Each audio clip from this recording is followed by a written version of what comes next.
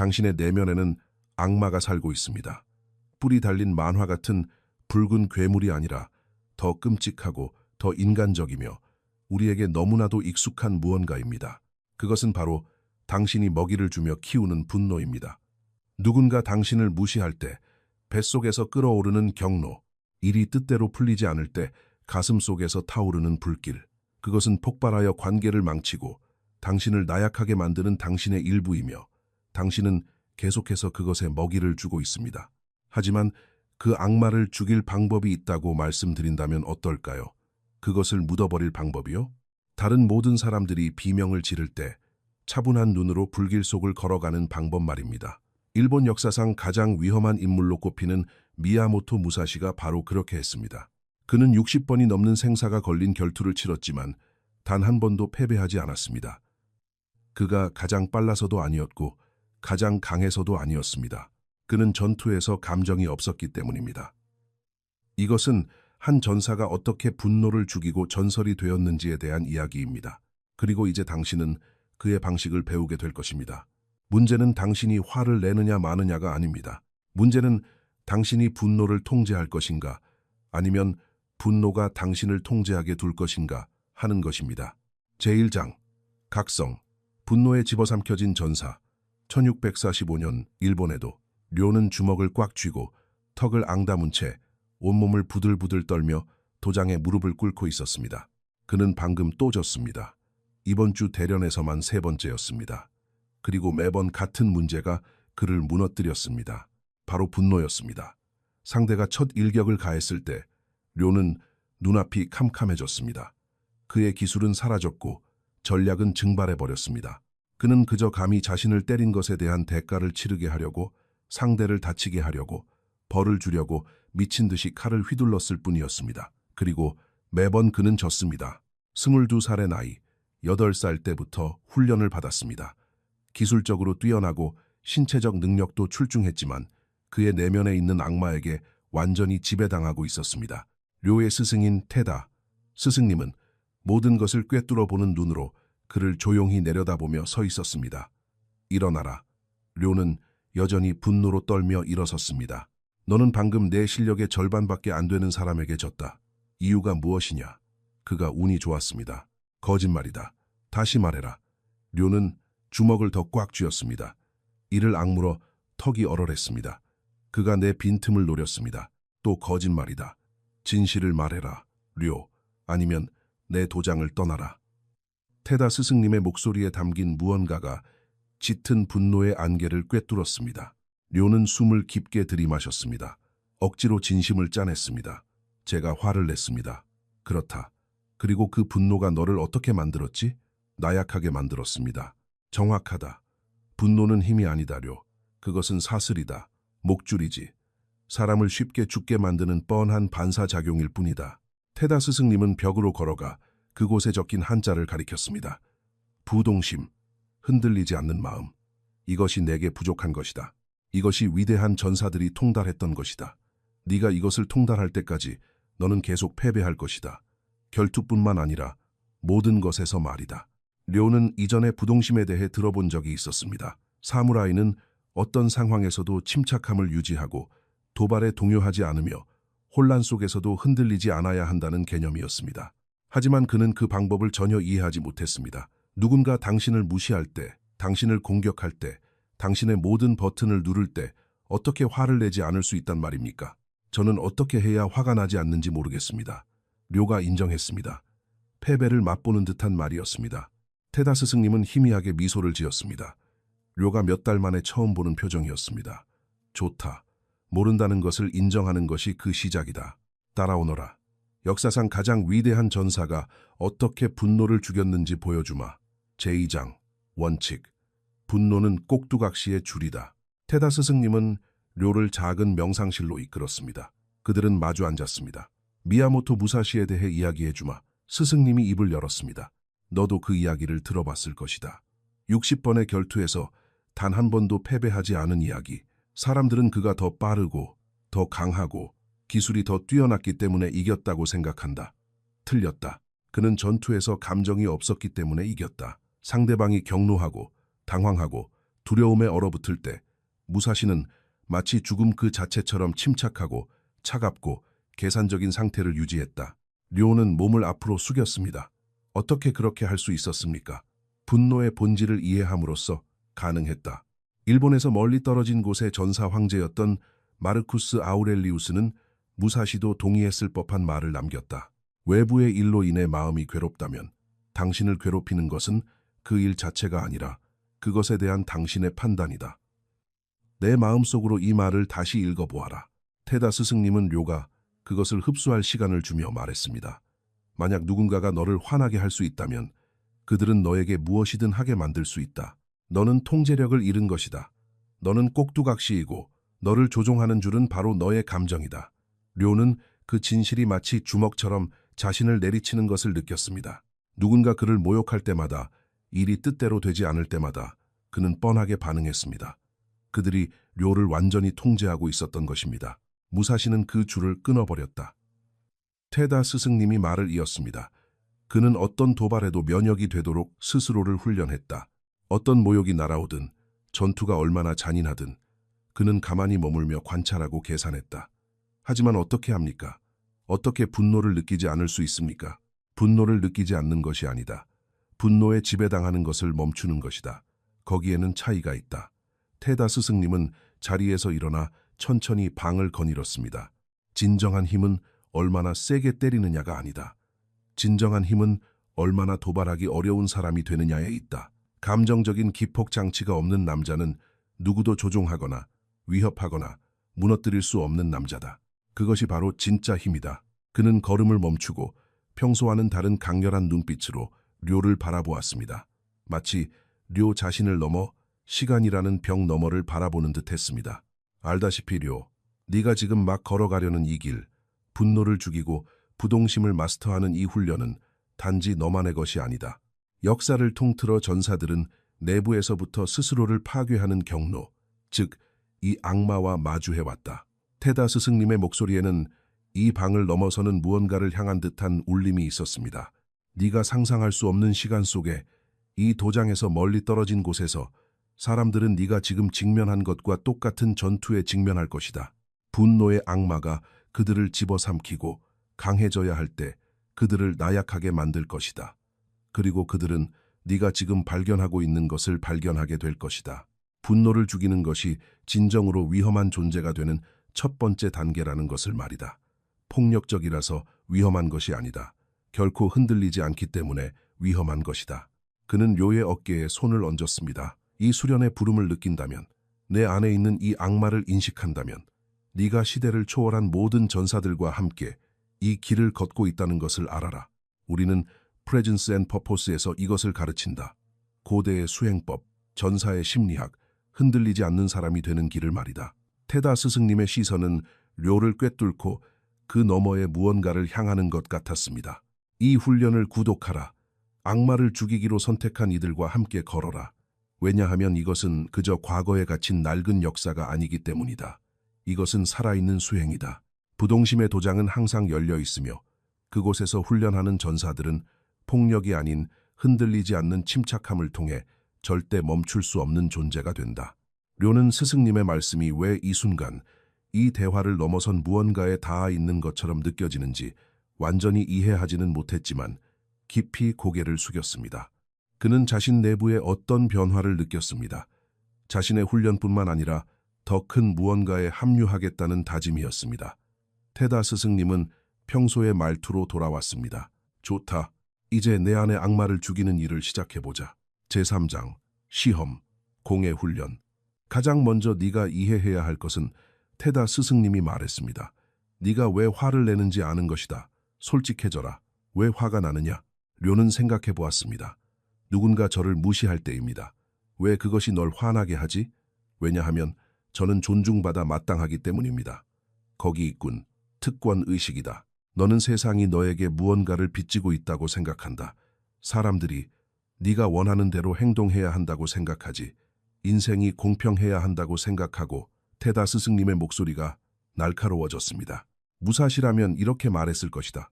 너는 집착하고 있으며 집착은 고통의 뿌리다. 그는 세상에 아무것도 기대하지 않도록 스스로를 훈련했다. 그는 홀로 걸었고 흙바닥에서 잠을 잤으며 육체뿐만 아니라 영혼까지 그 무엇도 건드릴 수 없도록 훈련했다. 편안함도 사치도 통제할 수 있다는 환상도 없었다. 그리고 그 덕분에 그 누구도 그를 화나게 할 수 없었다. 그 후 몇 주 동안 테다 스승님은 료에게 공예 훈련이라고 부르는 것을 시켰습니다. 아무것도 당신을 방해할 수 없을 만큼 완전히 비워내는 연습이었습니다. 첫째 주, 자발적인 고난. 너는 7일 밤 동안 밖에서 잘 것이다. 추위에도 불구하고 담요는 없다. 밥은 쌀만 먹는다. 훈련은 평소보다 2배 길게 한다. 자발적으로 불편함을 선택해라. 료는 극심한 고통과 씨름했습니다. 매일 밤 그의 몸은 따뜻한 이불을 원하며 비명을 질렀습니다. 그의 마음은 포기해야 할 수천 가지 변명을 만들어냈습니다. 하지만 셋째 날 밤 무언가가 변했습니다. 그는 자신의 분노 대부분이 단지 변장한 특권의식이었다는 것을 깨달았습니다. 그는 상황이 편안하지 않고 쉽지 않고 자신이 원하는 대로 되지 않을 때 화를 냈습니다. 자발적으로 불편함을 선택함으로써 그는 그 특권의식을 뿌리째 뽑아내고 있었습니다. 둘째 주, 무반응 훈련. 테다 스승님은 료를 의도적으로 도발하기 위해 다른 제자들을 불렀습니다. 모욕, 조롱, 무시가 쏟아졌습니다. 내 임무는, 스승님이 말했습니다, 반응하지 않는 것이다. 너 자신을 방어하지도 변명하지도 마라. 그저 그들을 지켜봐라. 관찰해라. 침묵을 유지해라. 첫날 료는 모욕을 듣고 10초도 지나지 않아 발끈했습니다. 하지만 연습이 계속된 며칠 동안 그는 심오한 무언가를 배웠습니다. 당신이 반응하지 않을 때 힘의 균형은 즉각적으로 이동합니다. 당신을 도발하려는 사람은 그들의 무기를 잃게 됩니다. 그들은 분노, 방어적인 태도, 맞대응을 기대합니다.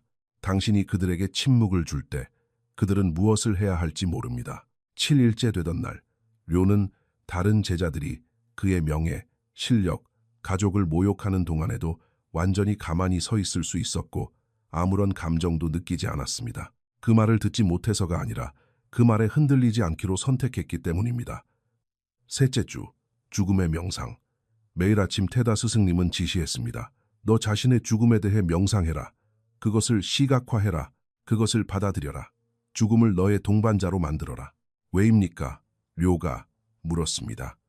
죽는 것을 두려워하지 않는 남자는 그보다 못한 어떤 것에도 흔들릴 수 없기 때문이다. 무사시는 자신에 대해서는 가볍게 생각하고 세상에 대해서는 깊게 생각하라고 썼다. 죽음이 너의 동반자가 되면 분노는 사라진다. 무례한 말 한마디가 허무함에 비하면 무엇이겠느냐? 죽음에 비하면 모욕이 다 무엇이겠느냐? 료는 매일 새벽이 명상을 했습니다. 처음에는 끔찍했습니다. 자신의 죽음, 차가워진 몸, 끝난 생을 상상하는 것은 두려운 일이었습니다. 하지만 이 주 후 무언가가 달라졌습니다. 죽음은 더 이상 두려운 것이 아니게 되었습니다. 그것은 중립적이고 불가피하며 자연스러운 것이 되었습니다. 그리고 갑자기 다른 모든 것들, 모욕, 무시, 도발들이 너무나도 작고 우스꽝스럽게 보였습니다. 죽음이 확실한데 왜 일시적인 것들에 화를 내겠습니까? 3주가 끝날 무렵 테다 스승님은 료를 다시 시험했습니다. 한 달 전 그를 이겼던 바로 그 상대였습니다. 이번에 상대가 첫 일격을 날렸을 때 료는 예전의 분노가 다시 솟아오르려는 것을 느꼈지만 그것을 지나가는 구름처럼 관찰했습니다. 분노를 인정하되 복종하지 않았습니다. 그의 기술은 깔끔하게 유지되었습니다. 전략도 흔들림 없었습니다. 그는 물처럼 고요하고 부드럽게 그리고 피할 수 없는 움직임을 보여주었습니다. 이분도 채 되지 않아 그는 승리했습니다. 시합 후 테다 스승님이 다가왔습니다. 분노를 느꼈느냐? 네. 하지만 거기에 복종하지는 않았지. 네, 그렇습니다. 그것이 차이점이다. 분노를 없애는 것이 아니다. 분노가 너를 통제하지 못하게 하는 것이다. 아주 잘했다, 료. 너는 부동심을 향한 첫걸음을 내디뎠다. 제사장, 전사의 심리학, 칼날의 과학. 그날 저녁, 테다 스승님은 모든 제자들을 모아놓고 가르침을 주었습니다. 료는 자신의 변화를 곱씹으며 맨 앞에 앉아 있었습니다. 오늘 밤 스승님이 입을 열었습니다. 나는 칼날의 심리학에 대해 설명할 것이다. 왜 분노가 너희를 나약하게 만드는지, 그리고 왜 감정 통제가 너희를 치명적으로 만드는지에 대해서 말이다. 분노의 신경과학이다. 너희의 뇌에는 두 가지 주요 시스템이 있다. 분노, 두려움, 경로를 만들어내는 원시적이고 오래된 부분인 편도체와 의식적인 통제, 전략, 인지를 담당하는 새로운 부분인 전전두피질이다. 너희가 화를 낼 때 편도체는 뇌를 납치한다. 혈류가 전전두피질에서 빠져나간다. 말 그대로 너희는 멍청해지는 것이다. 전략은 사라진다. 기술은 퇴보한다. 너희의 움직임은 뻔해진다. 이것이 무사시가 승리한 이유다. 상대방의 편도체가 비명을 지르고 있을 때 그의 전전두피질은 통제력을 유지하고 있었다. 그는 상대가 보지 못하는 기회를 보았고 상대가 내리지 못하는 결정을 내렸다. 이 모든 것은 그가 원시적인 분노 반응을 제어하도록 마음을 훈련했기 때문이다. 스토아 철학의 기초다. 테다 스승님이 계속했습니다. 스토아 철학자들은 수세기 전에 이것을 이해했다. 에픽테토스는 중요한 것은 당신에게 일어나는 일이 아니라 그 일에 당신이 어떻게 반응하느냐이다 라고 가르쳤다. 분노는 항상 선택이다. 누군가 너를 모욕했다. 그것은 사건이다. 네가 화를 낸다. 그것은 너의 선택이다. 너는 다르게 선택할 수 있다. 로마의 황제 마르쿠스 아우렐리우스는 전쟁터에서 군대를 지휘하며 이렇게 적었다.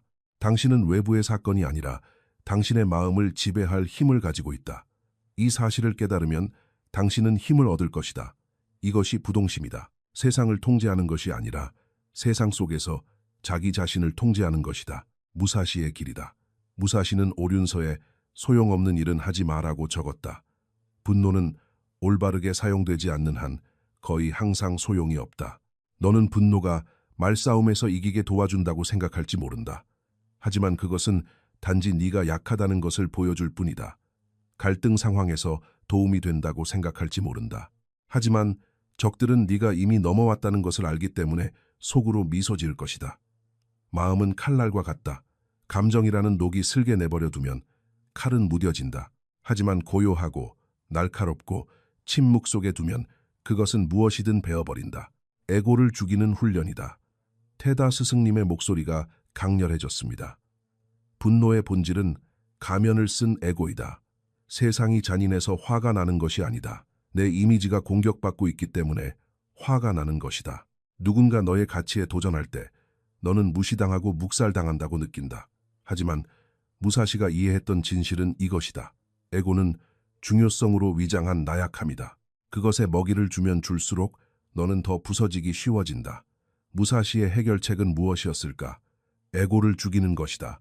그것을 불태워라, 굶겨라, 뼈만 남겨라. 그는 사람들이 자신을 좋아하는지 신경 쓰지 않았다. 자신의 이름이 역사에 남을지도 신경 쓰지 않았다. 칭찬이나 지위에 매달리지 않았다. 왜냐하면 인정받기를 갈구할수록 남이 너를 조종하기 쉬워진다는 것을 이해했기 때문이다. 증명할 것이 아무것도 없는 남자는 누구도 도발할 수 없는 남자다. 에고를 죽여라. 그러면 분노도 함께 죽는다. 료는 모든 단어를 흡수하며 귀를 기울였습니다. 그는 단지 기술뿐만 아니라 내적 통제의 완전한 철학을 배우고 있었습니다. 제5장 첫 번째, 변화, 분노 없는 결투. 훈련 3개월 차, 떠돌이 낭인이 도장을 찾아왔습니다. 그의 이름은 가츠였고 뛰어난 실력과 잔인한 성미라는 두 가지로 유명했습니다. 그는 공개적으로 도장에 도전장을 내밀었습니다. 테다 스승님은 관례에 따라 학교를 대표할 최고의 제자를 선택했습니다. 그는 료를 선택했습니다. 료는 과거의 본능, 두려움, 불안감, 스스로를 증명하려는 충동이 다시 깨어나려는 것을 느꼈습니다. 하지만 그는 훈련을 기억하고 호흡하고 중심을 잡고 고요함을 찾았습니다. 다음 날 아침, 제자들과 동네 마을 사람들이 구경하러 모였습니다. 가츠는 과장되게 뽐내며 나타나 카타나를 빙글빙글 돌리며 자신의 승리에 대해 큰 소리로 떠들었습니다. 이게 당신들의 최선입니까? 그가 료를 보며 조롱했습니다. 어린애 아닙니까? 예전의 료였다면 그 무례함에 폭발했을 것입니다.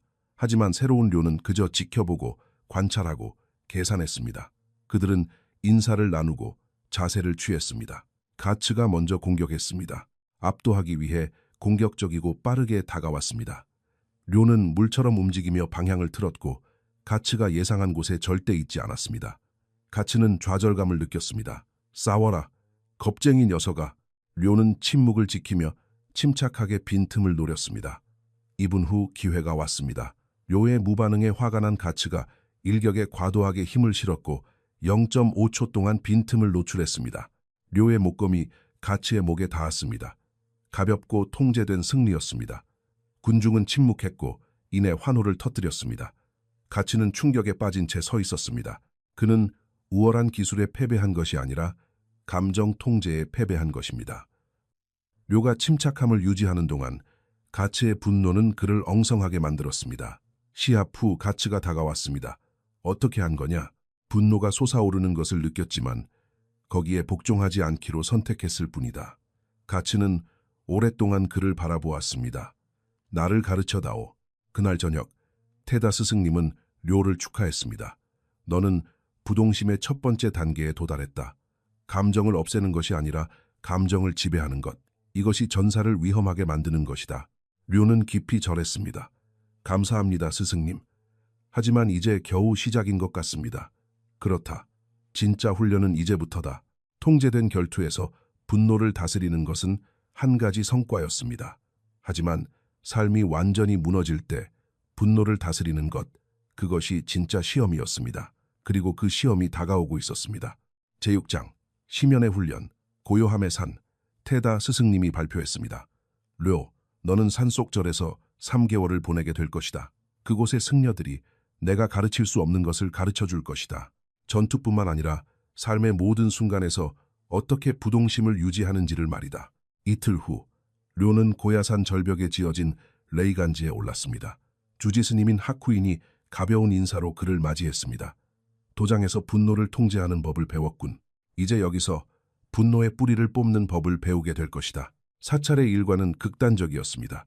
새벽 3시 기상, 찬물 정화, 3시 30분 좌선 3시간, 6시 30분 걷기 명상, 7시 아침 식사, 침묵 속 마음 챙김 식사, 8시 육체 노동 4시간, 정오 12시 점심 식사, 침묵, 오후 1시 불교 경전 공부, 오후 3시 좌선 3시간, 오후 6시 저녁 식사, 저녁 7시 저녁 예불, 저녁 8시 개인 성찰, 밤 9시 취침. 첫 주는 지옥이었습니다. 료가 감당할 수 있었던 육체 노동 때문이 아니라 정신적 수양 때문이었습니다. 매일 총 6시간을 아무것도 하지 않고 자신의 마음만 들여다보며 앉아있는 것은 고문이었습니다. 모든 가려움이 참을 수 없게 느껴졌습니다. 모든 생각이 관심을 끌기 위해 비명을 질렀습니다. 시간은 믿을 수 없을 만큼 느리게 흘러갔습니다. 하지만 하쿠인 스님은 설명했습니다. 이곳이 분노가 실제로 사는 곳이다. 외부 사건이 아니다. 고요히 잊지 못하는 너의 마음속이지. 불편함을 견디지 못하고 있는 그대로를 받아들이지 못하고 통제하려는 욕심을 놓지 못하기 때문에 화가 나는 것이다. 좌선은 내 마음이 잔잔한 연못처럼 되도록 가르친다. 연못이 잔잔하면 바닥까지 선명하게 볼 수 있다. 분노로 흔들리면 아무것도 보이지 않는다. 3주차가 되자 명상 중에 놀라운 일이 일어났습니다. 료의 마음이 완전히 조용해졌습니다. 생각도, 분노도, 그 어떤 것도 없이 그저 존재하는 느낌이었습니다. 20초 정도 지속되었을 뿐입니다.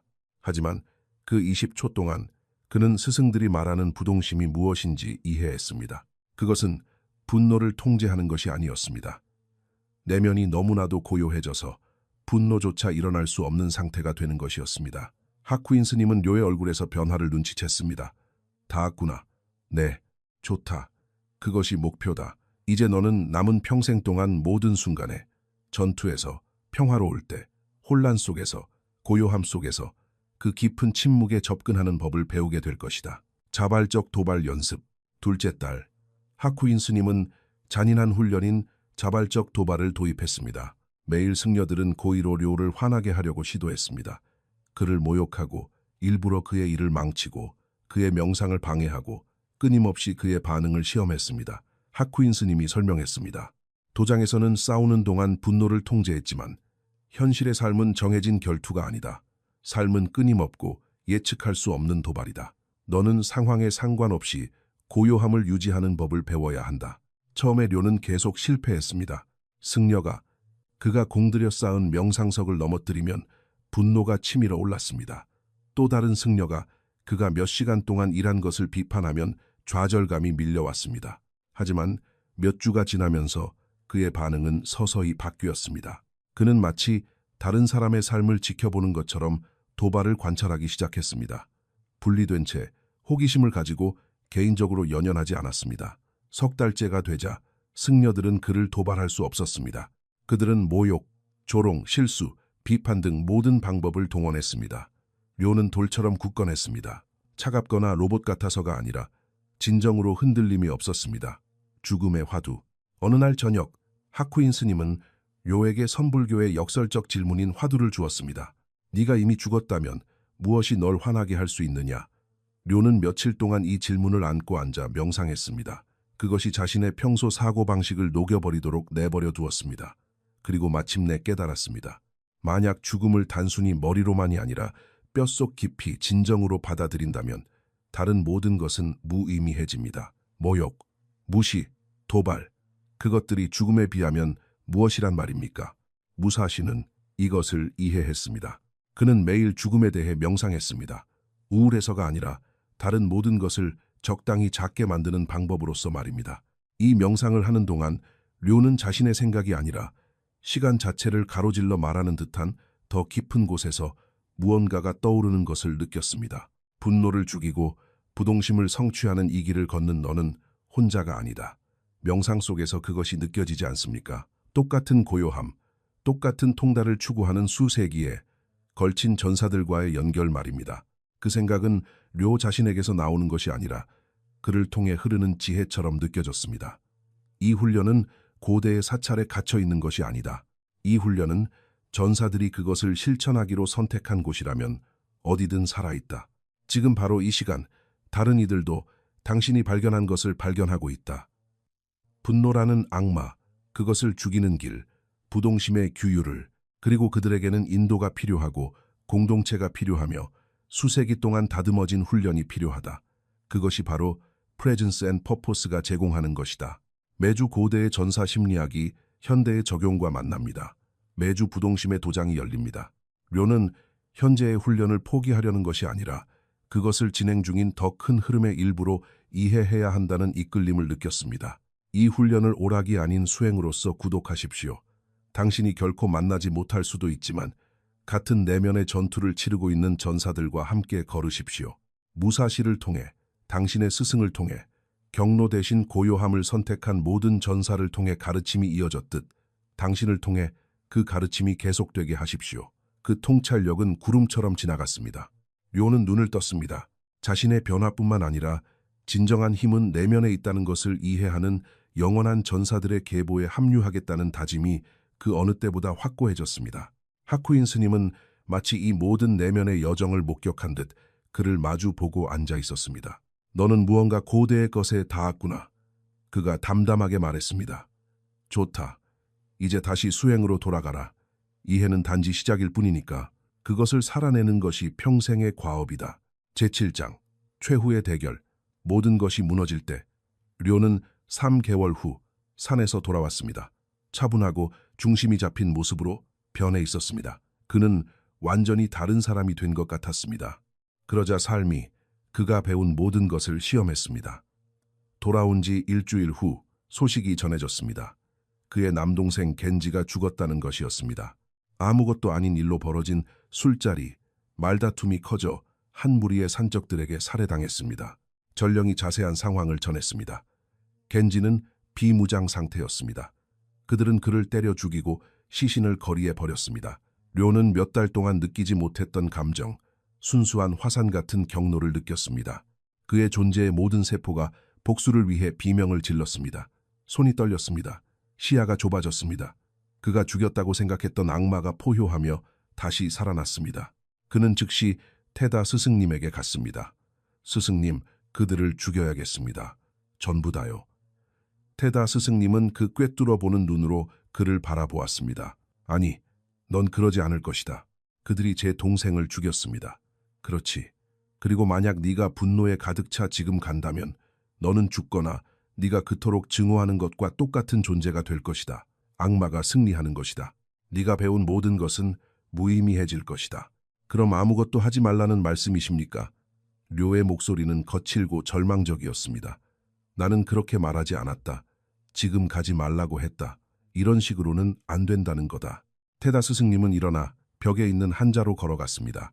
부동심, 이것이 너의 진짜 시험이다. 료, 결투에서의 분노도 모욕에서 오는 분노도 아니다.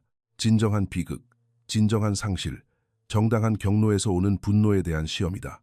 만약 네가 지금 이 순간에도 고요함을 찾을 수 있다면, 네 동생이 죽었는데도 부동심에 도달할 수 있다면 너는 무사시가 통달했던 것을 통달하게 될 것이다. 감정의 부재가 아니라 감정에 조종당하지 않겠다는 선택 말이다. 료는 소리 지르고 주먹을 휘두르고 날뛰고 싶었습니다. 모든 명상, 모든 훈련, 모든 고요함의 순간이 이 고통 앞에서는 무의미하게 느껴졌습니다. 어떻게요?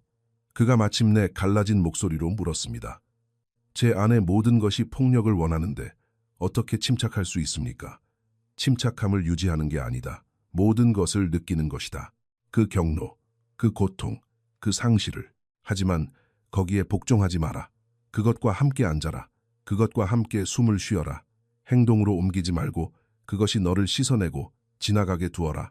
일주일 동안 너는 명상만 할 것이다. 모든 것을 느끼고 모든 것을 소화해라.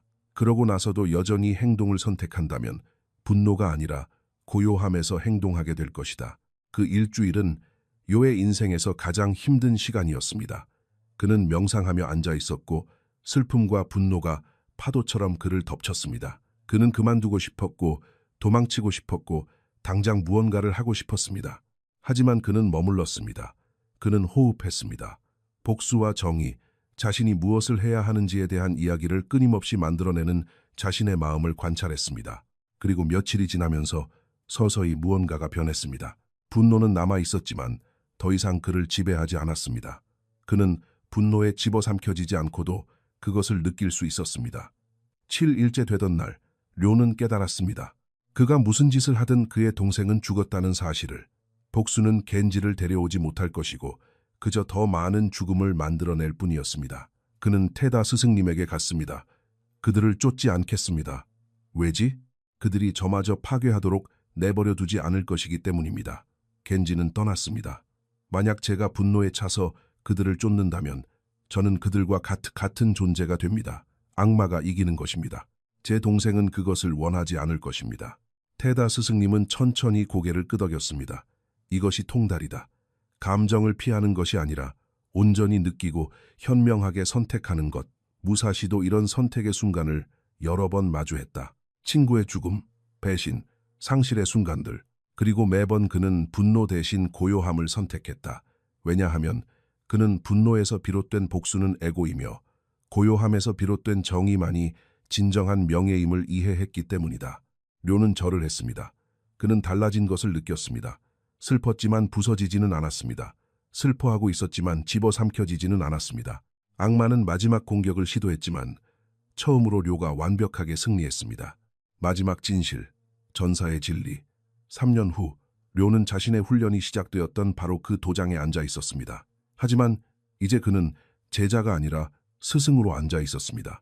한때 료가 그랬던 것처럼 욱하고 화를 잘 내는 젊은 전사가 그의 앞에 무릎을 꿇고 있었습니다. 료 스승님, 어떻게 그렇게 차분해지실 수 있었습니까? 다들 스승님은 무엇에도 화를 내지 않는다고 말합니다. 료는 희미하게 미소 지었습니다. 그건 사실이 아니다. 나도 화가 난다. 그저 더 이상 거기에 복종하지 않을 뿐이다. 어떻게요? 무사시가 이해했던 것을 이해함으로써 분노는 꼭두각시 줄이다. 누군가 내 줄을 당기고 있다는 것을 깨닫는 순간 너는 그 줄을 끊기로 선택할 수 있다. 그는 일어나 벽에 있는 한자로 걸어갔습니다. 부동심. 이것은 감정을 억누르는 것이 아니다. 감정을 지배하는 것이다. 진정한 힘은 얼마나 세게 때리느냐가 아니다. 얼마나 도발하기 어려운 존재가 되느냐에 있다. 감정적인 기폭장치가 없는 남자는 조종할 수도, 위협할 수도, 무너뜨릴 수도 없는 남자다. 그것이 무사시가 그토록 위험했던 이유다. 그의 검이 아니라 그의 고요함이 그를 위험하게 만들었다. 젊은 전사는 회의적인 표정을 지었습니다. 하지만 분노가 힘을 주고 더 강하게 싸울 수 있게 해주지 않습니까? 아니, 널 더 멍청하게 싸우게 만들 뿐이다. 기술은 퇴보하고 전략은 사라지며 너의 움직임은 예측 가능해진다. 분노는 강력하게 느껴지지만 실제로는 그 반대다. 내게서 통제권을 빼앗아가는 것이다. 료는 다시 자리에 앉았습니다. 아무도 내게 말해주지 않는 진실을 알려주마. 네가 분노하는 이유는 결코 통제할 수 없는 것들을 네가 통제할 권리가 있다고 생각하기 때문이다. 세상이 널 존중해야 한다고 생각하고 사람들이 네가 원하는 대로 행동해야 한다고 생각하며 삶이 공평해야 한다고 생각하지. 하지만 무사시는 아무것도 기대하지 않도록 스스로를 훈련했다. 그는 흙바닥에서 잤고 홀로 걸었으며 편안함을 거부했다. 그리고 아무것도 기대하지 않았기 때문에 아무도 그를 실망시킬 수 없었고 아무도 그를 화나게 할 수 없었다. 그것이 비결이다. 특권 의식을 죽여라. 에고를 죽여라. 세상이 특정한 방식이기를 바라는 너의 그 부분들을 죽여라. 그러면 남는 것은 흔들리지 않는 마음, 부동심뿐이다. 젊은 전사는 생각에 잠긴 표정으로 이 말을 흡수했습니다. 저는 어디서부터 시작해야 합니까? 료가 미소 지었습니다. 너는 질문을 던짐으로써 이미 시작했다. 사무라이의 가르침을 마치며 료는 젊은 전사를 다른 제자들이 훈련하고 있는 연무장으로 이끌었습니다. 그들 모두 각자의 악마를 다스리는 각기 다른 단계에 있었습니다. 네가 지금부터 배울 것은 료가 말했습니다. 단지 너만을 위한 것이 아니다. 역사를 통틀어 전사들은 똑같은 전투를 치러왔다. 검이 아니라 자기 자신과 그리고 내부에서부터 파괴하는 분노라는 악마와 말이다. 그는 제자들을 가리켰습니다. 여기 있는 모든 사람들은 경로에 집어삼켜지고 감정에 지배당한 채로 왔었다. 분노가 자신을 강하게 만든다고 생각했기 때문에 나약했던 자들이다. 그리고 그들은 무사시가 알았던 것, 스토아 철학자들이 알았던 것, 모든 진정한 전사들이 결국 깨닫게 되는 것을 발견했다. 당신이 더 고요해질수록 당신은 더 치명적이게 된다는 사실을. 폭력을 통해서가 아니라 흔들림 없는 존재감을 통해서 말이다. 료는 젊은 전사를 똑바로 쳐다보았지만 그의 말은 이 순간과 이 도장을 넘어 이 도전에 직면하게 될 모든 사람들에게 말하는 듯 했습니다. 이 훈련은 오늘날에도 계속된다. 고대의 도장뿐만 아니라 전사들이 혼돈 대신 통달을 선택하는 모든 곳에서 프레젠스 앤 퍼포스에서 우리는 이 규율을 살아있게 유지한다. 매주 고대의 전사 심리학이 현대의 삶과 만난다. 매주 걸을 준비가 된 자들을 위해 부동심의 길이 열린다. 만약 분노라는 악마가 당신을 통제하고 있다고 느낀다면, 만약 내가 묘사한 것에서 당신 자신의 모습을 보았다면 우리와 함께하라. 프레젠스 앤 퍼포스를 구독하라. 경로 대신 고요함을, 반응 대신 통달을, 나약함 대신 힘을 선택한 시간을 초월한 전사들과 함께 훈련하라. 그는 젊은 전사의 어깨에 손을 얹었습니다. 너는 이 길을 혼자 걷는 것이 아니다. 때로는 도장이 텅 빈 것처럼 보일지 모르지만 그곳은 자신의 악마를 죽인 모든 전사들의 영혼으로 가득 차 있다. 무사시가 너와 함께 걷는다. 스토아 철학자들이 너와 함께 걷는다. 부동심을 선택한 모든 마스터들이 너와 함께 걷는다. 그리고 우리 역시 너와 함께 걷는다. 이 훈련을 구독하고 분노가 그들을 죽이기 전에 분노를 죽이기로 선택하며 진정한 힘은 내면에 있다는 것을 이해하는 모든 사람들과 함께 말이다. 료는 그에게 목검을 건넸습니다. 훈련을 구독하라. 매주 이 가르침이 너에게 닿게 하라. 목적을 가지고 수행하라. 그리고 기억해라. 남은 분노조차 없어서 도발할 수 없는 전사야말로 네가 가장 두려워해야 할 사람이라는 것을. 젊은 전사는 목검을 받아들고 깊이 절했습니다. 준비되었습니다, 스승님. 좋다. 그럼 시작하자. 그들이 훈련장으로 걸어갈 때 료는 테다 스승님, 하쿠인 스승님, 동생 겐지, 그리고 분노에 찬 전사에서 고요함의 마스터가 되기까지 자신의 여정을 형성해준 모든 사람들을 떠올렸습니다. 악마는 모든 사람의 내면에 살려고 시도했습니다. 하지만 그것을 인식한 자만이 그것을 죽일 수 있었습니다. 그리고 그것을 죽인 자들은 진정으로 위험한 존재가 되었습니다. 폭력이 아니라 흔들림 없는 평온함을 통해서 말입니다. 전사의 길.